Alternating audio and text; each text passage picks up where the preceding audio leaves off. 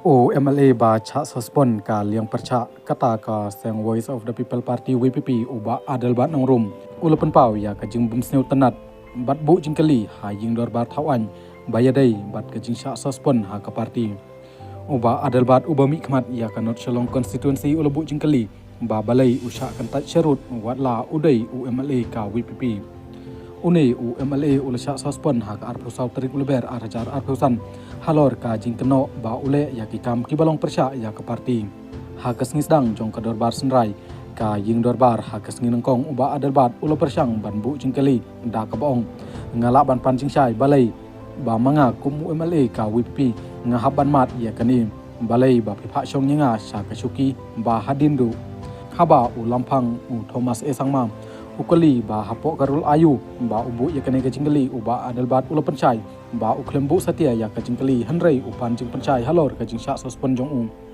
ula ya sat ba ka jing suspend yu ka dai ka balong bian bat ong ki WPP kimshem la tho shanga kum MLA ka not shalong ha ka thi suspend hanrei ki la tho shanga kum Adelbert nang rum shalong halor kani ulam phang ula kular ba un sakhmi ya kane ka kam ya kane kakam on saya kren kam hadin ha kamra jonga ong Thomas haba penpau ba kapor kam ya hap satia bani kren ya kani kakam hapo kaying dorbar Supposed to interrupt, but sir, may I seek a clarification from your esteemed chair?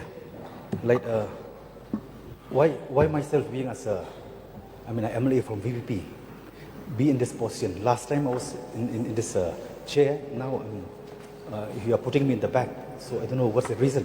So may I get clarification from? No, under what rules you are bringing a point of order? You can discuss it later on in the. No, I did not chambers. raise any point of order, sir, but just to seek clarification.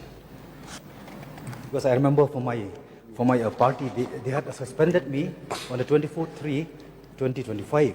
What I'm raising my voice at a point of time that this is purely illegal, purely unconstitutional, because they are refer not in a proper address. They did not refer me in a proper address as a legislative, as a legislator. Adelbert, 17 North Long Constituency MLA.